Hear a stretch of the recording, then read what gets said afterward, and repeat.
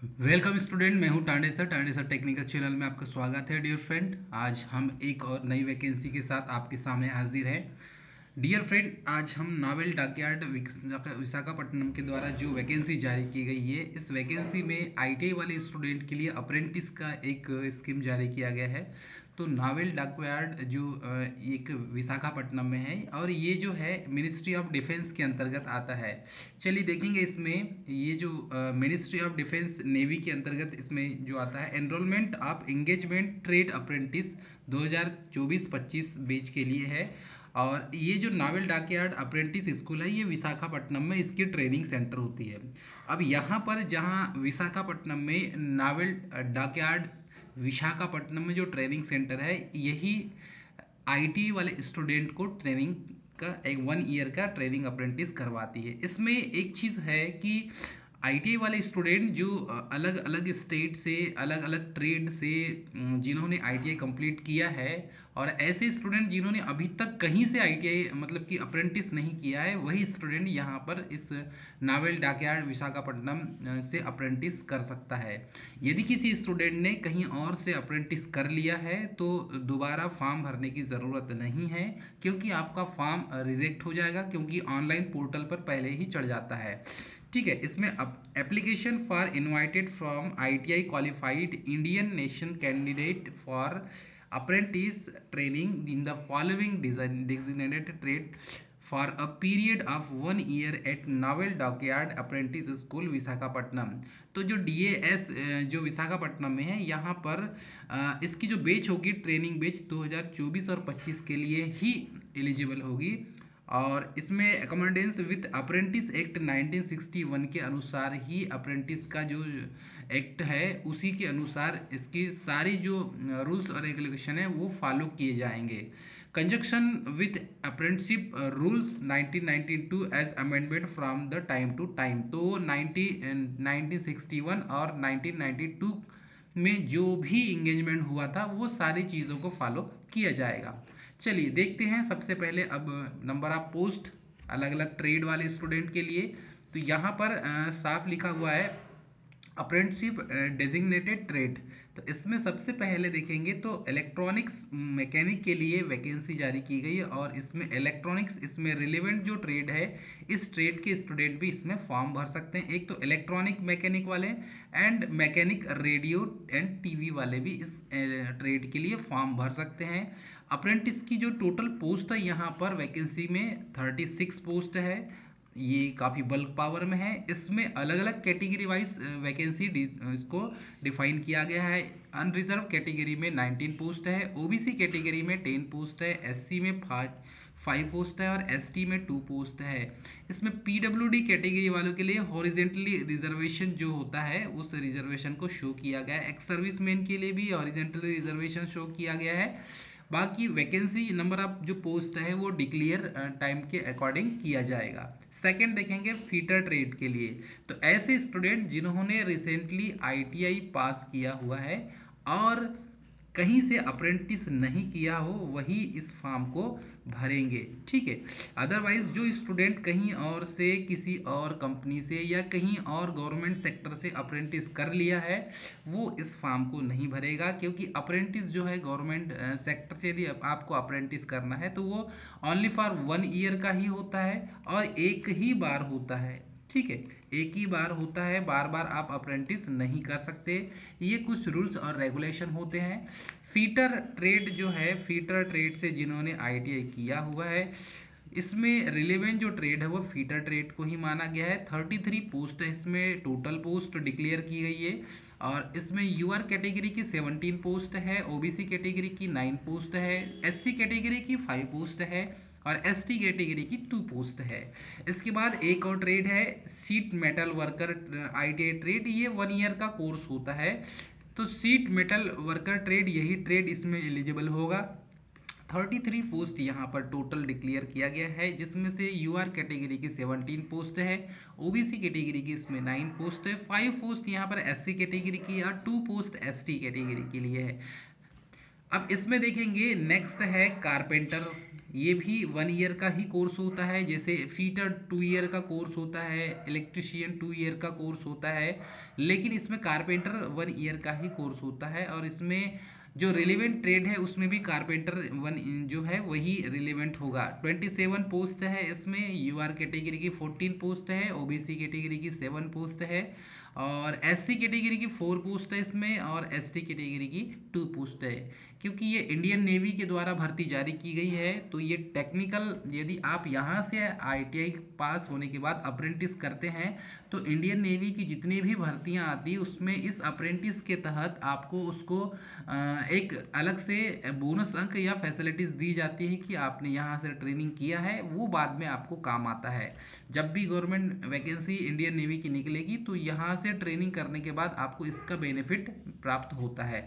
उसके बाद देखेंगे मैकेनिक डीजल के लिए। तो मैकेनिक डीजल के लिए यहाँ पर वही रिलेवेंट ट्रेड होगा। 23 टोटल पोस्ट है। यूआर कैटेगरी के लिए 12 पोस्ट है, 6 पोस्ट है ओबीसी कैटेगरी के लिए, एससी के लिए 3 पोस्ट है, एंड एसटी के लिए 2 पोस्ट है। पीडब्ल्यूडी के लिए हॉरिजेंटल रिजर्वेशन जैसा दिया गया है, जितने परसेंट होगा उस हिसाब से यहाँ पर एक्सप्लेन किया गया है। पाइप फिटर के लिए देखेंगे तो ये प्लम्बर जो है उसके रिलेवेंट आईटीआई ट्रेड, ये इसके लिए एलिजिबल होगा। 23 इसमें टोटल पोस्ट है, जिसमें 12 पोस्ट यूआर कैटेगरी के लिए है, 1 पोस्ट ओबीसी कैटेगरी के लिए है, 3 पोस्ट एससी कैटेगरी के लिए और 2 पोस्ट यहाँ पर एसटी कैटेगरी के लिए डिफाइन किया है।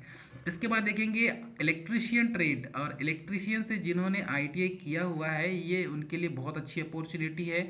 जो स्टूडेंट अभी तक कहीं और से अप्रेंटिस नहीं किया है और जिन्होंने इलेक्ट्रीशियन से अप्रेंटिस किया हुआ आईटीआई किया हुआ है वो अप्रेंटिस का फॉर्म यहाँ पर भर सकते हैं।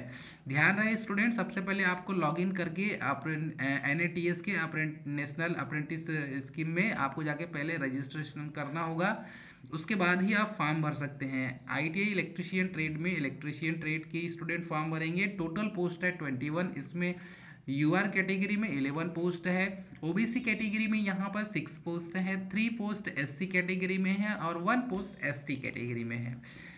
पेंटर जनरल पेंटर, इसमें भी रिलेवेंट रेट जनरल पेंटर ही होगा। 16 पोस्ट टोटल यहाँ पर डिफाइन किया गया है और 9 पोस्ट यूआर कैटेगरी के लिए है, 3 पोस्ट ओबीसी के लिए है, एससी के लिए 2 पोस्ट है और एसटी के लिए 1 पोस्ट है। आरएसी मैकेनिक के लिए रेफ्रिजरेशन एंड एयर कंडीशनर जो मैकेनिक होता है उसे ही आरएसी मैकेनिक कहा जाता है।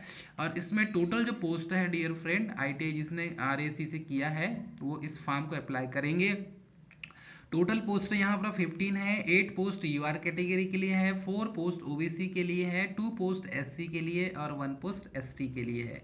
इसके बाद देखेंगे वेल्डर। और वेल्डर में गैस और इलेक्ट्रिक दोनों वेल्डर वाले जो होंगे, तो वेल्डर में गैस और इलेक्ट्रिक वाले स्टूडेंट जिन्होंने आईटीआई कंप्लीट किया है, टोटल पोस्ट 15 है, वो फॉर्म अप्लाई करेंगे। 8 पोस्ट यहाँ पर यूआर कैटेगरी को दिया गया है। ओबीसी कैटेगरी के लिए 4 पोस्ट है, 2 पोस्ट यहाँ पर एससी के लिए और एसटी के लिए 1 पोस्ट यहाँ पर डिफाइन किया गया है। चलिए इसके बाद देखेंगे मैकेनिक मशीनिस्ट के लिए। और मशीनिस्ट में आईटीआई जिन्होंने किया है वो ये फॉर्म अप्लाई करेंगे।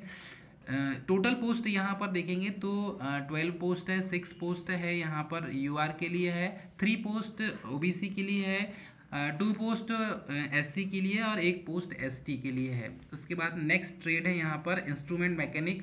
और इंस्ट्रूमेंट मैकेनिक से जिन्होंने आईटीआई किया है इसमें टोटल पोस्ट दी हुई है 10। 5 पोस्ट यूआर कैटेगरी के लिए है, 3 पोस्ट यहाँ पर ओबीसी के लिए है, 1 पोस्ट एससी के लिए है और 1 पोस्ट एसटी के लिए है। ठीक है, इसमें जो 5 पोस्ट है वो अनरिजर्व कैटेगरी यूआर के लिए है। उसके बाद देखेंगे मैकेनिक मशीन टूल मेंटेनेंस के लिए। तो इसमें मैकेनिक मशीन टूल मेंटेनेंस, मिल राइट मेंटेनेंस, मैकेनिक, इसमें टोटल पोस्ट 6 दी हुई है। यहाँ पर जो टोटल पोस्ट है 6 है।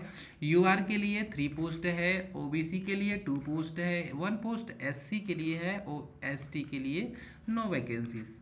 ठीक है, इसमें फाउंड्री मेन लास्ट में दिया है। फाउंड्री मेन इससे भी आईटीआई करते हैं। इसमें टोटल पोस्ट है 5, 3 पोस्ट यूआर के लिए है, 1 पोस्ट ओबीसी के लिए है, 1 पोस्ट एससी के लिए है और एसटी के लिए कोई पोस्ट नहीं है। तो इस तरीके से टोटल यहाँ पर जब कैलकुलेशन किया जाता है तो 275 पोस्ट है यहाँ पे। और 275 टोटल पोस्ट मायने रखता है।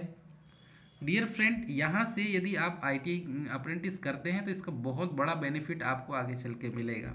इसमें देखेंगे the number of vacancies mention above the inductively and may change at any later stage depending on the final assessment eligibility conditions.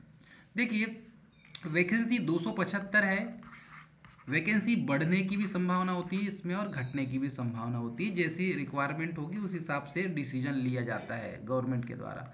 Application qualification और एलिजिबिलिटी, जब हम क्राइटेरिया की बात करें डियर फ्रेंड, तो एलिजिबिलिटी क्राइटेरिया में एजुकेशन आपका क्या होना चाहिए। इसमें एजुकेशन में आपका क्वालिफिकेशन देखेंगे तो एसएससी मैट्रिक्स या स्टैंडर्ड जो है 10th आपका कंप्लीट होना चाहिए। वो भी कम से कम आईटी आपका 10th में 50% होना चाहिए, मतलब कि परसेंटेज आपका 50% होना चाहिए।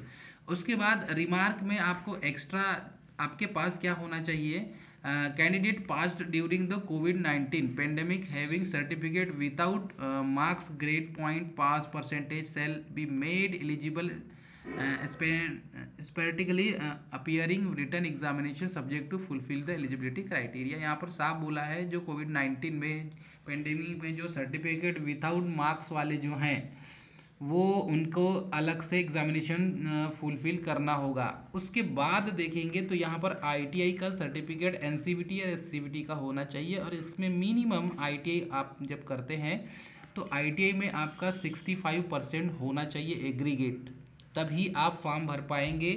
60% वाले फॉर्म नहीं भर सकते, 65% वाले ही आईटीआई में जिसका है वही फॉर्म अप्लाई करेगा। बाकी जो स्टूडेंट जिनका 60 से कम है वो फॉर्म ना भरें। ठीक है, इसमें कुछ भी छूट नहीं दी गई है। एज की क्राइटेरिया की बात करें तो एज क्राइटेरिया में यहाँ पर साफ बोल दिया गया 18 साल आपका तो कम से कम होना चाहिए। Minimum age 14 year and hazardous occupation it is 18 years according to the Apprentice Act 1961 के अनुसार। बोर्न ऑन यहाँ पर साफ दिया है 2 मई 2010। इसके जो 2 मई 2010 इसके टिल डेट दी हुई है। यहाँ से आपको जिसका एज क्राइटेरिया आ रहा है वही फॉर्म भरेंगे, बाकी जिसका एज नहीं आ रहा है वो फॉर्म न भरे। 1992 के अनुसार इसका रूल होगा। ठीक है, इसका रिजर्वेशन की बात करें तो रिजर्वेशन में डियर फ्रेंड ओबीसी कैटेगरी वालों को यहाँ पर ओबीसी SC ST अलग अलग कैटेगरी वालों को यहाँ पर ओबीसी कैटेगरी वालों को 3 साल की छूट दी जाएगी। ठीक है, और SC ST कैटेगरी वालों को यहाँ पर 5 साल की छूट दी जाएगी गवर्नमेंट नॉर्म्स के अनुसार। जैसे गवर्नमेंट के नियम है उस अनुसार यहाँ पर छूट दी जाएगी। ठीक है, तो यहाँ पर आप देख लेंगे जिसका 5 साल की छूट SC ST कैटेगरी के लिए, ओबीसी के लिए 3 साल। ठीक है, और बाकी पीडब्ल्यूडी कैटेगरी के लिए भी यहाँ पर अलग अलग रूल्स रेगुलेशन दिए हुए हैं। पीडब्ल्यूडी कैटेगरी वाले को भी छूट दिया जाता है, आर्म्ड फोर्स वालों को भी छूट दिया जाता है। इसमें अब देखेंगे कि वैकेंसीज के लिए क्या क्या रिक्वायरमेंट होती है। तो अप्रेंटिसशिप के लिए आपको सबसे पहले कहाँ जाना पड़ेगा, applying for the apprentice. Apprentice जब अप्लाई करेंगे तो आपको कहाँ जाना पड़ेगा, सबसे पहले candidate the first register themselves online portal at the, ये है इसकी site apprenticeindia.gov.in under national apprentice promotion scheme NAPS। तो इसमें आपको सबसे पहले जाके क्या करना है, सबसे पहले रजिस्ट्रेशन करना है। आपको सबसे पहले जाके क्या करना है डियर फ्रेंड, सबसे पहले रजिस्ट्रेशन करना है, और रजिस्ट्रेशन करने के बाद ही आप फॉर्म भर पाएंगे। तो पहले NAPS में जाकर रजिस्ट्रेशन करना है, ये मैंडेटरी है। उसके बाद ही आप यहाँ पर जाकर क्या करेंगे, फॉर्म भर सकते हैं डियर फ्रेंड। तो सबसे पहले क्या करेंगे, आप रजिस्ट्रेशन करेंगे। रजिस्ट्रेशन करने के बाद फिर आप फॉर्म फिल करेंगे। ठीक है, तो ये पोर्टल दिया है और इस पोर्टल में जाके आपको रजिस्ट्रेशन करना होगा।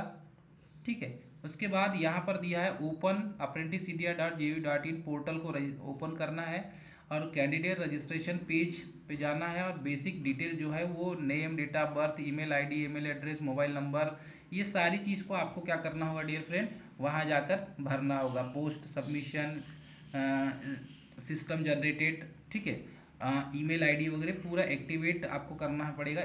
उसके बाद ही आप इसको फॉर्म भर सकते हैं। आपके वेरिफिकेशन के लिए पैन कार्ड, आधार कार्ड या बैंक डिटेल आपको मांगेगा। आपको इसमें जाकर पूरे जो है डिटेल भर देना है। ठीक है, उसके बाद जो है आपको एड्रेस, ओरिजिनल हॉल टिकट जो है, relevant document along with the check of जो है list placed at advertisement including status in documents और required the forwarding and the envelope. तो आपको एक फॉर्म, जब आप फॉर्म कम आपका भर के हो जाएगा तो आपको क्या करना है, इस एड्रेस पर आपको इसकी हार्ड कॉपी भेजना है। इस एड्रेस पर आपको हार्ड कॉपी भेजना है पोस्ट ऑफिस के द्वारा। ठीक है, आपको स्पीड पोस्ट करना है, स्पीड पोस्ट या साधारण डाक से आपको भेजना है। तो यहाँ पर इसका एड्रेस दिया है, right trade name application involve cover the officer incharge for the apprenticeship naval dockyard apprentice school VM naval base SOPO Visakhapatnam 530014 Andhra Pradesh by post से आपको भेजना है। ये एड्रेस है, इस एड्रेस में आप भेजेंगे। और ये जो रिसिप्ट एप्लीकेशन की जो डेट है 1 जनवरी 2024 है, ये इसकी लास्ट डेट है। इसके पहले आपको इस फॉर्म को भर देना है। क्लियर है फ्रेंड। अब इसमें शॉर्ट लिस्टिंग कैसी होगी ये देख लीजिए। सिलेक्शन कैसा होगा, सिलेक्शन प्रोसेस। तो शॉर्ट लिस्टिंग कैंडिडेट क्या हो जाएगा, short listing candidate issued for the letter of broken the marks secured SSC 10th के मार्क्स एंड ITI में जो मार्क्स होंगे। तो आपका SSC का जो है 70:30 दिया हुआ है। तो सबसे पहले 10th का 70%, ठीक है, और ITI का 30%। ठीक है, यहाँ पर रेशो 70:30 दिया हुआ है। तो SSC और ITI, तो इसमें इस टाइप से इसका रेशियो मेरिट लिस्ट तैयार होगी। Call letter for the appearing return examination will be send in the short listed applicant in the ratio of 1:5। अच्छा, इसमें जो है रिटर्न एग्जामिनेशन भी होगा, उसके बाद ही आपको आपका सिलेक्शन होगा। Each trade of category to maintain the reservation quota as per the extant guidelines। ठीक है, रिटर्न एग्जामिनेशन में आपको OMR सीट बेस्ड होगी। Written exam 50 multiple choice question होंगे इसमें, जनरल साइंस के और जनरल नॉलेज के क्वेश्चन होंगे, इंग्लिश लैंग्वेज के कुछ 10 क्वेश्चन रहेंगे इसमें। और carrying of and half marks would be conducted for the duration of 1 hour. 1 घंटे का पेपर होगा। ठीक है, 1.5 नंबर का इसमें नो नेगेटिव मार्किंग, 1.5 नंबर के एक एक क्वेश्चन होंगे। ठीक है, no negative marking for the wrong answer, negative marking नहीं होगा इसमें। इंटरव्यू भी होगा आपका 1:2 के अनुसार आपको बुलाया जाएगा इंटरव्यू के लिए। फिर डॉक्यूमेंट वेरिफिकेशन होगा, तब आपका सिलेक्शन होगा। डॉक्यूमेंट वेरिफिकेशन के समय में आपके पास 10th ITI, Aadhaar card, caste certificate, PWD certificate, ex serviceman, NCC sir की जो सर्टिफिकेट है, स्पोर्ट्स सर्टिफिकेट आपके पास होगा। तो आपको सारी चीज़ें लेकर आना है। मेडिकल फिटनेस आपका देखा जाएगा, मेडिकल भी चेकअप होगा इसमें। फिर आपका जो एग्ज़ाम का जो शेड्यूल दिया है वो tentative schedule examination follow as the written examination all trades 28 फरवरी 2024 को इसकी जो है डेट दी हुई है। डिक्लेयर आप रिटर्न एग्जामिनेशन रिजल्ट जो हो जाएगा 2 मार्च 2024 को हो जाएगा। इसका शेड्यूल दिया हुआ है, देख लीजिए, schedule for interview and medical examination. तो इलेक्ट्रीशियन, इलेक्ट्रॉनिक्स इंस्ट्रूमेंट और पेंटर, वेल्डर, कारपेंटर, ये जो है 5 मार्च को होगा। ठीक है, उसके बाद है पेंटर वेल्डर का 6 मार्च को होगा। फिल्टर वाले जो रिलेवेंट ट्रेड वाले 7 मार्च को होगा। और मशीनिस्ट वाले जो है पाइप फिटर वाले 8 मार्च को होगा। और उसके बाद इसका जो डिक्लेरेशन होगा रिजल्ट का, ये हो जाएगा 14 मार्च को। और डेट ऑफ मेडिकल के लिए बुलाया जाएगा आपको, मेडिकल के लिए बुलाया जाएगा आपको 16 मार्च को। ठीक है, 16 मार्च 2024 को आपको बुलाया जाएगा। तो ये इसका जो है बेसिकली शेड्यूल, इंटरव्यू का शेड्यूल है। इसके पहले आपका सारा जो है इसकी हो जाएगी। ठीक है, बाकी सारी चीज़ें जो है यहाँ पर PDF को और अच्छे से पढ़ लेंगे तो इसका पूरा प्रारूप और आपको पता चल जाएगा। तो ये थी dear friend main exam naval dockyard के द्वारा, इसमें नेवी, इंडियन नेवी के द्वारा जारी की गई थी। और मिनिस्ट्री ऑफ डिफेंस के अंतर्गत आता है। यहाँ से ट्रेनिंग करना अपने आप में एक बहुत बड़ी बात है। यहाँ से अप्रेंटिस करने में आपको इसका बेनिफिट आने वाले फ्यूचर में आपको मिलेगा। तो आईटीआई वाले स्टूडेंट के लिए ये बिगेस्ट अपॉर्चुनिटी है। मिलेंगे नेक्स्ट वीडियो, तब तक के लिए जय हिंद।